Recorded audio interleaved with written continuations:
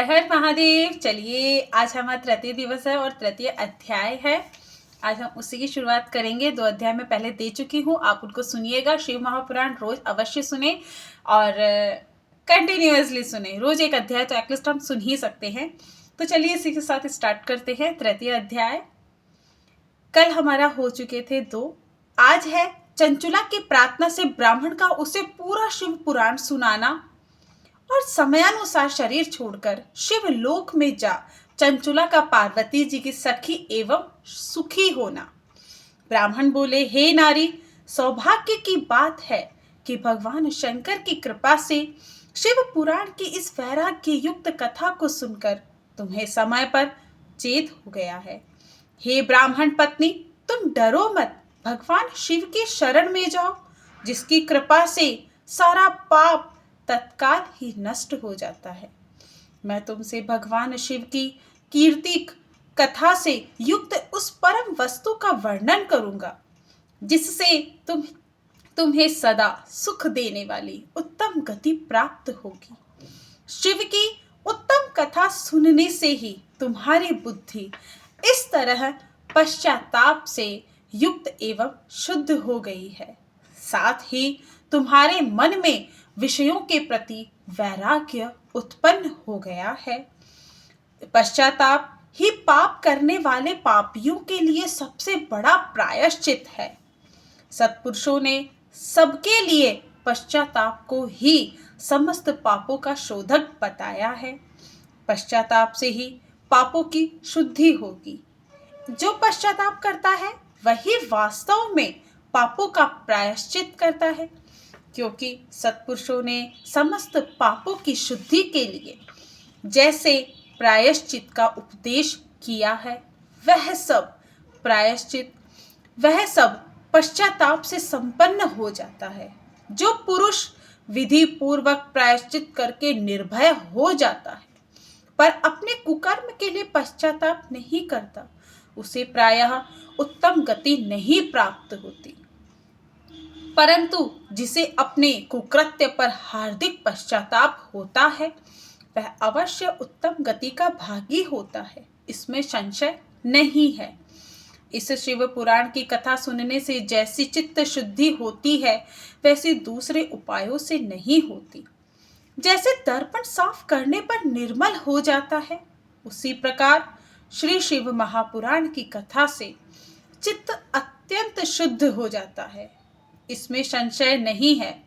मनुष्यों के शुद्ध चित्त में जगदम्बा पार्वती सहित शिव भगवान शिव विराजमान रहते हैं।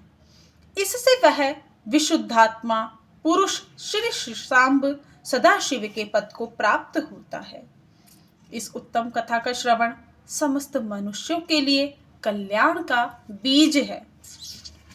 अतः यथोचित शास्त्रोक्त मार्ग से इसकी आराधना अथवा सेवा करनी चाहिए।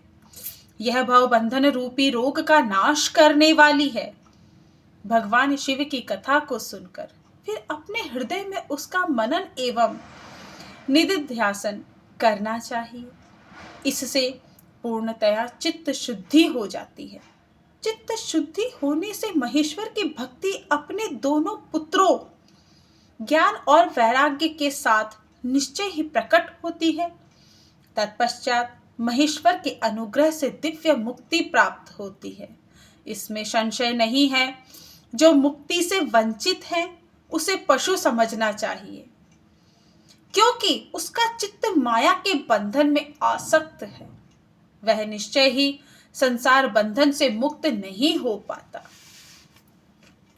हे ब्राह्मण पत्नी, इसीलिए तुम विषयों से मन को हटा लो और भक्ति भाव से भगवान शंकर की इस परम पावन कथा को सुनो। इसीलिए मैं आप सभी से कहती हूँ, रोज शिव महापुराण का पठन करें। पठन नहीं करें तो श्रवण अवश्य करें। परमात्मा शंकर की इस कथा को सुनने से तुम्हारे चित्त की शुद्धि होगी और इससे तुम्हें मोक्ष की प्राप्ति हो जाएगी। जो निर्मल चित्त से भगवान शिव के चरणार विंदों का चिंतन करता है, उसकी एक ही जन्म में मुक्ति हो जाती है। यह मैं तुमसे सत्य सत्य कहता हूँ। सूत जी कहते हैं, हे शौनक, इतना कहकर वे श्रेष्ठ शिव भक्त ब्राह्मण चुप हो गए। उनका हृदय करुणा से आर्द्र हो गया। वह शुद्ध चित्त महात्मा भगवान शिव के ध्यान में मग्न हो गए। तदनंतर बिंदुक की पत्नी चंचुला मन प्रसन्न हो उठी। ब्राह्मण का उक्त उपदेश सुनकर उसके नेत्रों में आनंद के आंसू छलक आए थे। वह ब्राह्मण पत्नी चंचुला हर्ष भरे हृदय से उन श्रेष्ठ ब्राह्मण के दोनों चरणों में गिर पड़ी और हाथ जोड़कर बोली, मैं कृतार्थ हो गई हूं नाथ। तत्पश्चात उठकर वैराग्य युक्त उत्तम बुद्धि वाली वह स्त्री जो अपने पापों के कारण आतंकित थी, उन महान शिव भक्त ब्राह्मण से हाथ जोड़कर गदगद वाणी में बोली। चंचुला ने कहा, शिव भक्तों में श्रेष्ठ स्वामिन, आप धन्य हैं, परमार्थदर्शी हैं और सदा परोपकार में लगे रहते हैं, इसीलिए श्रेष्ठ साधु पुरुषों में प्रशंसा के योग्य है। हे साधो, मैं नरक के समुद्र में गिर रही हूं, आप मेरा उद्धार कीजिए। हे नाथ, उद्धार कीजिए। पौराणिक अर्थ तत्व से संपन्न जिस सुंदर शिव पुराण की कथा को सुनकर मेरे मन में संपूर्ण विषयों से वैराग्य उत्पन्न हो गया है, उसी इस शिव पुराण को सुनने के लिए इस समय मेरे मन में बड़ी श्रद्धा हो रही है। सूत जी कहते हैं, ऐसा कहकर हाथ जोड़कर उनका अनुग्रह पाकर चंचुला उस शिव पुराण की कथा को सुनने की इच्छा मन में लिए हुए उन ब्राह्मण देवता की सेवा में तत्पर वहां रहने लगी। अब वो वहीं रहती है और ब्राह्मण देवता की सेवा करती है, इसलिए क्योंकि उनके मन में लालसा उत्पन्न हुई है शिव महापुराण की संपूर्ण कथा सुनने की। किसके मन में? चंचुला देवी के मन में। तदनंतर शिव भक्तों में श्रेष्ठ और शुद्ध बुद्धि वाले उन ब्राह्मण देव ने उसी स्थान पर उस स्त्री को शिव पुराण की उत्तम कथा सुनाई। इस प्रकार उस गोकर्ण नामक महाक्षेत्र में उन्हीं श्रेष्ठ ब्राह्मण से उसने शिव महापुराण की वह परम उत्तम कथा सुनी, जो भक्ति, ज्ञान और वैराग्य को बढ़ाने वाली तथा मुक्ति देने वाली है। उस परम उत्तम कथा को सुनकर वह ब्राह्मण पत्नी अत्यंत कृतार्थ हो गई। उसका चित्त शीघ्र ही शुद्ध हो गया। फिर भगवान शिव के अनुग्रह से उसके हृदय में शिव के सगुण रूप का चिंतन होने लगा। इस प्रकार उसने भगवान शिव में लगी रहने वाली उत्तम बुद्धि पाकर शिव के सच्चिदानंदमय स्वरूप का बारंबार चिंतन आरंभ किया। तत्पश्चात समय के पूरे होने पर भक्ति, ज्ञान और वैराग्य से युक्त हुई चंचुला ने अपने शरीर को बिना किसी कष्ट के त्याग दिया। इतने में ही त्रिपुर शत्रु भगवान शिव का भेजा हुआ एक दिव्य विमान द्रुत गति से वहां पहुंचा, जो उनके अपने गणों से संयुक्त और भांति भांति के शोभा साधनों से संपन्न था। चंचुला उस विमान पर आरूढ़ हुई और भगवान शिव के श्रेष्ठ पार्षदों ने उसे तत्काल शिवपुरी में पहुंचा दिया। उसके सारे मल धुल गए थे। वह दिव्य रूप धारिणी दिव्यांगना हो गई थी। उसके दिव्य अवयव उसकी शोभा बढ़ाते थे। मस्तक पर अर्धचंद्र मुकुट धारण किए वह गौरांगी देवी शोभाशाली और दिव्य आभूषणों से विभूषित थी। शिवपुरी में पहुंचकर उसने सनातन देवता त्रिनेत्रधारी महादेव जी को देखा।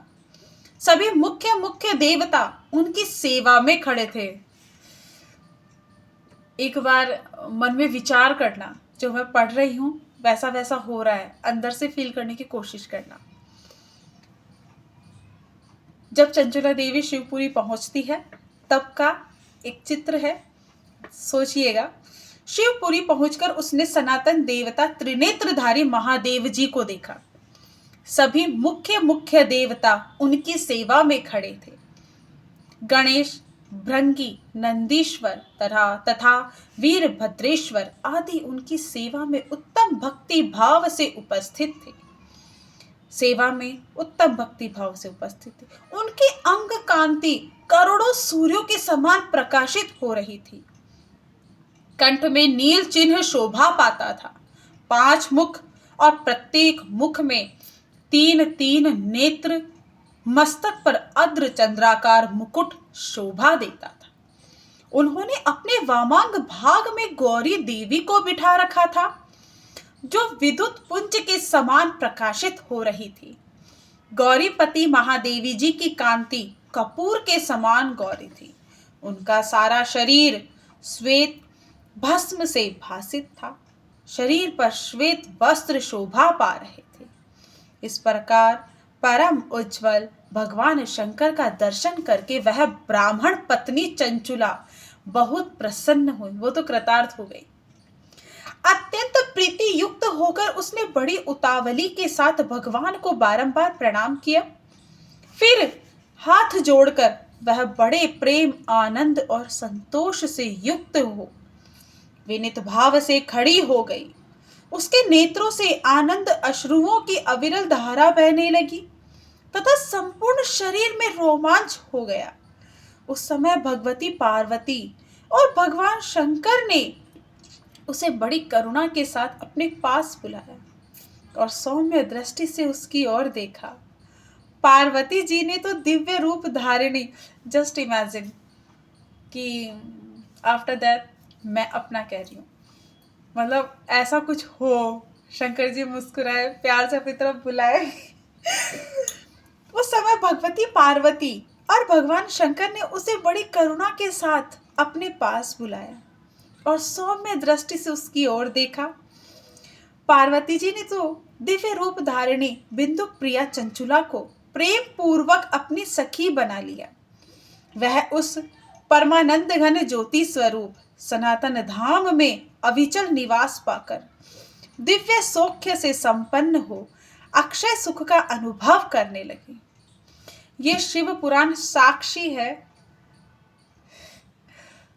मुझे भी मृत्यु उपरांत आप ही चाहिए। मैं भी पढ़ रही हूँ, चंचुला ने भी पढ़ा था। चंचुला ने पढ़ा तो उसे आप मिले, तो मतलब मैं पढ़ रही हूँ तो मुझे भी मिलेंगे ना। चलिए, हर हर महादेव, जय हो भोलेनाथ। हर हर महादेव। प्यार से, हृदय से, मन से बोले जय भोलेनाथ, जय भोलेनाथ, जय भोलेनाथ।